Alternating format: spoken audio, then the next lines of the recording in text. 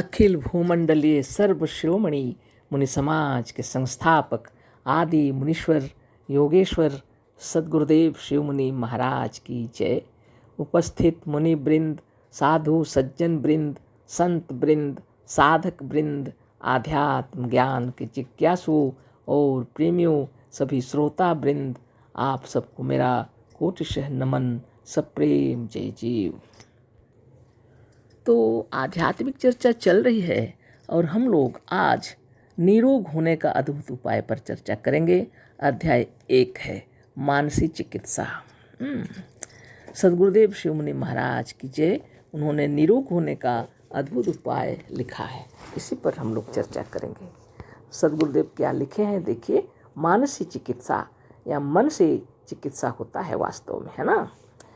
यदि तुम रोगी और बीमार हो तब भी किसी तरह से बार बार भावना करो कि हम निरोग हैं, बस तुम अवश्य अच्छे हो जाओगे। पर झूठ से भलाई नहीं हो सकती, यह हम भी मानते हैं। फिर इस झूठी भावना से भलाई क्यों होगी? बात यह है कि निरोग की भावना झूठी नहीं है, यह वास्तविक है। अज्ञान से ही हम इस भावना को झूठी समझते हैं। झूठी है रोग की भावना, निरोग की नहीं। हम स्वभाव से ही निरोग और निरामय हैं। जब तक इस बात को अच्छी तरह से समझ न लेंगे, हम निरोग न होंगे, क्योंकि बिना सिद्धांत को समझे, बिना दृढ़ विचार के भावना भी दृढ़ नहीं होती। जिन लोगों ने इस सिद्धांत को नहीं समझा है, वे कहते हैं कि यद्यपि यह बात सर्वथा ठीक नहीं है, पर शायद निरोग की भावना करने से हम अच्छे हो जाएं, इसलिए हम भावना कर रहे हैं कि निरोग हैं।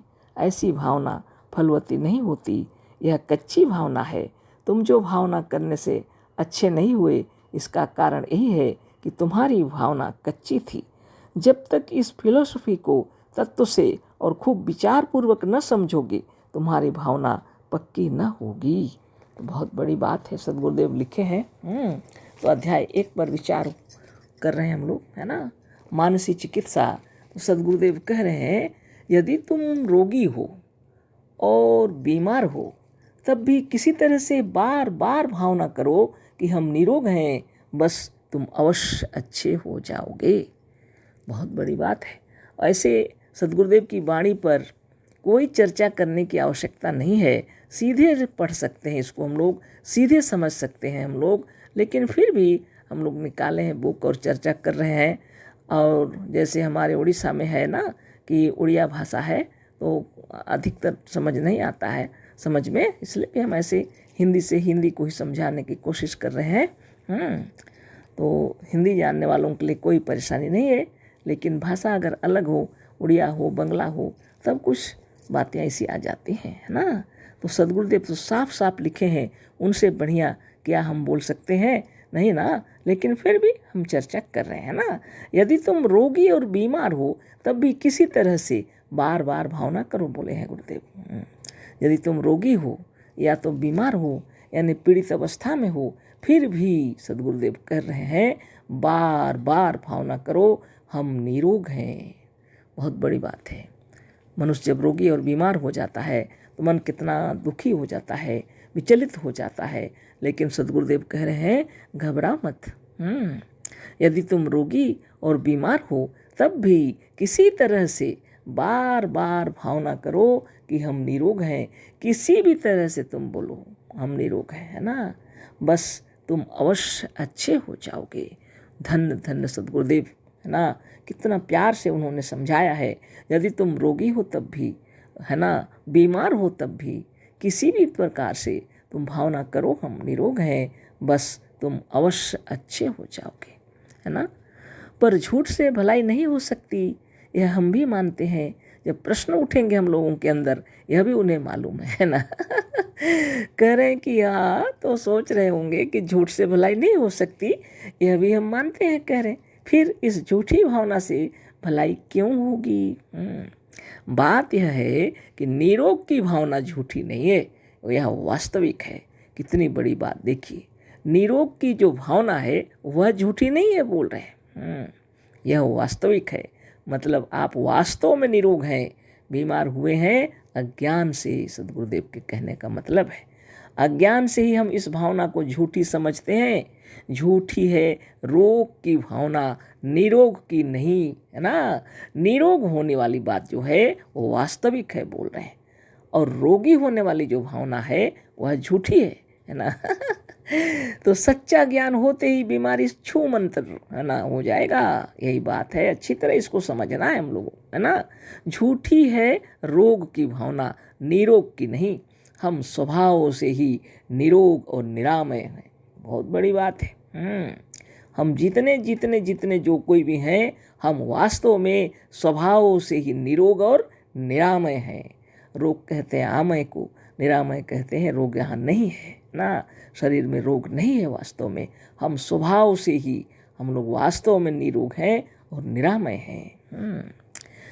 जब तक इस बात को अच्छी तरह से समझ ना लेंगे, जब तक इस बात को अच्छी तरह समझ ना लेंगे, हम निरोग न होंगे, है ना। बात को जब समझ जाएंगे कि हम वास्तव में निरोग हैं, निरामय हैं, हम स्वभाव से ही निरोग हैं, यह अगर अच्छी तरह समझ जाएंगे तो रोग खत्म हो जाएंगे, है ना।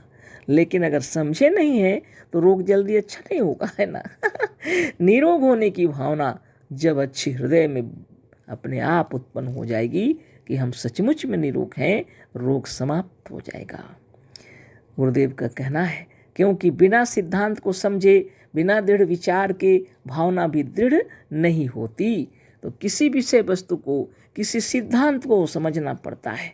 जब हम उस सिद्धांत को समझ जाते हैं, है ना, तब भावना भी दृढ़ हो जाती है। इसलिए गुरुदेव कह रहे हैं, बिना सिद्धांत को समझे, बिना दृढ़ विचार के भावना भी दृढ़ नहीं होती। जिन लोगों ने इस सिद्धांत को नहीं समझा है, वे कहते हैं कि यद्यपि यह बात सर्वथा ठीक नहीं है ना। जो लोग इस बात को, इस सिद्धांत को अच्छी तरह समझे नहीं है, वो लोग कहते हैं यद्यपि यह बात सर्वथा ठीक नहीं है, जो भी हो यह बात उतना ठीक नहीं है, लेकिन कहते हैं वो लोग, पर शायद निरोग की भावना करने से हम अच्छे हो जाएं। शंका है उनके हृदय में, फिर भी वो सोचते हैं शायद निरोग की भावना करने से हम अच्छे हो जाएं, इसलिए हम भावना कर रहे हैं कि निरोग है ना। ऐसी भावना फलवती नहीं होती, ऐसी भावना फलवती नहीं होती, यह कच्ची भावना है।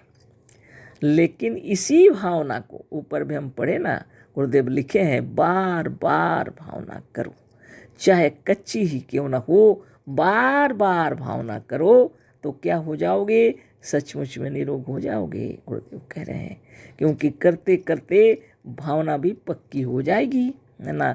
सिद्धांत भी, सच्चा ज्ञान भी हो जाएगा, सिद्धांत का दृढ़ निश्चय हो जाएगा, है ना। आगे कह रहे हैं गुरुदेव, तुम जो भावना करने से अच्छे नहीं हुए, उसका कारण यही है कि तुम्हारी भावना कच्ची थी। जब तक इस फिलॉसफी को तत्व से और खूब विचार पूर्वक ना समझोगे, तुम्हारी भावना पक्की ना होगी। इसलिए फिलॉसफी को, इस ज्ञान को, इस दर्शन को अच्छी तरह समझ लेना चाहिए कि वास्तव में हम लोग स्वभाव से निरोग और निरामय हैं, बीमारी तो झूठी है ना। इसको बहुत सुंदर से समझाए हैं सद्गुरुदेव। और देखिए, बार बार भावना करना है हम लोग को कि हम निरोग हैं। कुछ साधुओं और विद्वानों और पंडितों ने तुमसे यह कह दिया है कि यह शरीर बहुत ही अशुद्ध, अपवित्र, पापी और रोगों का घर है। शरीरम व्याधि मंदिरम, है ना। कितनी बड़ी बात है ना। सद्गुरुदेव कह रहे हैं, कुछ साधुओं, विद्वानों और पंडितों ने तुमसे यह कह दिया है, यह शरीर बहुत ही अशुद्ध, अपवित्र, पापी और रोगों का घर है। शरीरम व्याधि मंदिरम कह दिए हैं लोगों ने। बस तुम भी इस बात को पकड़े बैठे हो, यह नहीं सोचते कि शरीर अपवित्र नहीं है, किंतु यह विचार ही अपवित्र है। तुम भी उन्हीं की बातों को पकड़े बैठे हो, कहते हैं शरीरम व्याधि मंदिरम, शरीरम व्याधि मंदिरम, ऐसा तुम भी सोच रहे हो, यह गलत है बोल रहे हैं।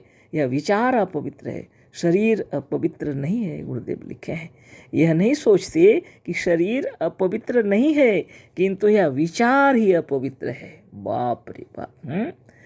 सोच लीजिए अच्छी तरह, शरीर अपवित्र नहीं है, किंतु यह विचार ही अपवित्र है। इसी विचार ने शरीर को अपवित्र और रोगी बना रखा है। केवल इसी विचार ने शरीर को अपवित्र और रोगी बना रखा है, नहीं तो शरीर पवित्र है और निरोग है वास्तव में। शरीरम व्याधि मंदिरम नहीं, शरीरम शिव मंदिरम होना चाहिए। सद्गुरुदेव अनेक बार समझाए हम लोगों को, है ना।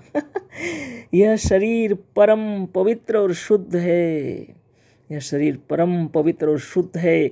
शरीर शरीर नहीं है, किंतु यह वह पवित्र शिवालय है, यह वह विष्णु मंदिर है, यह वह तीर्थ स्थान है जिसमें साक्षात शिव, विष्णु और ब्रह्मा निवास करते हैं। बहुत तत्व की बात है। शरीर अपवित्र नहीं है, यह विचार अपवित्र है। गुरुदेव कह रहे हैं शरीर शरीर नहीं है, किंतु यह वह पवित्र शिवालय है। यही शरीर वह शिवालय है, यह वह विष्णु मंदिर है। कह रहे हैं यह वह तीर्थ स्थान है जिसमें साक्षात शिव, विष्णु और ब्रह्मा निवास करते हैं। तो लोग बाहर दुनिया में तीर्थ जाते हैं और सद्गुरुदेव साधन शिक्षा दी है हम लोगों को। इस शरीर के अंदर हम लोग तीर्थ स्थान में प्रवेश करते हैं, बाहर दुनिया को छोड़कर भीतर की ओर प्रवेश करते हैं, है ना। तो यह साधन शिक्षा तो ले करके सीखा जाता है, पर इसमें तो समय हो गया। कल फिर बातें करेंगे, हम लोग सिर्फ चर्चा करेंगे और आप लोग नित्य साधन कीजिए, हम भी नित्य साधन करते रहेंगे। सब प्रेम जय जीव। सद्गुरुदेव शिव मुनि महाराज की जय। कोटि नमन। आशीष धन्यवाद।